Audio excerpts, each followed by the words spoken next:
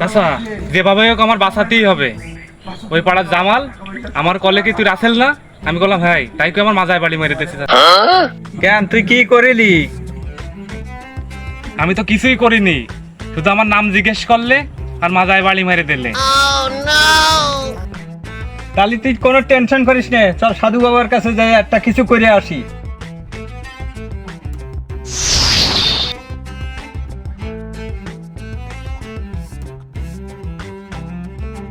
বাবা, বাবা, ও সাধু বাবা।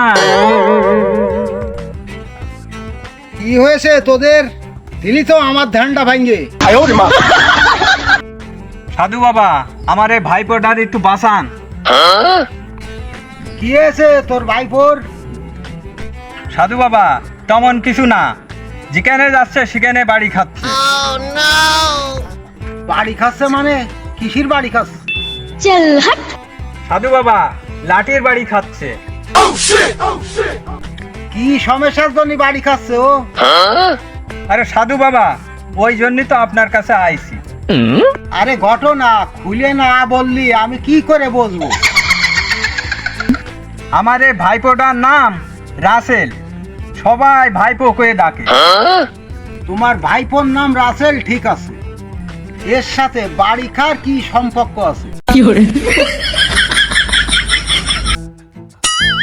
সাধু বাবা, ওই যে শুনেছেন না হাফ বেড়েছে, ওই হাফের নাম রাসেল ভাইপো। আমার এই ভাইপোর নাম রাসেল, ওই জন্যই জেনে যাচ্ছে সিয়ানে বাড়ি খাচ্ছে।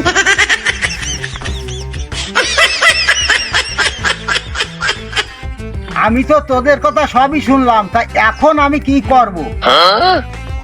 সাধু বাবা, এমন কিছু দেন আমার এই ভাইপো বাড়ি খারাতে যাতে বাঁচে। কিছুদিনের জন্যই তোর ওই ভাইপোরে ঘরের ভিতর থুয়ে তালা মারে রাখ। no, no, no, no. আচ্ছা ঠিক আছে বাবা, তাহলে আমরা তাই করি।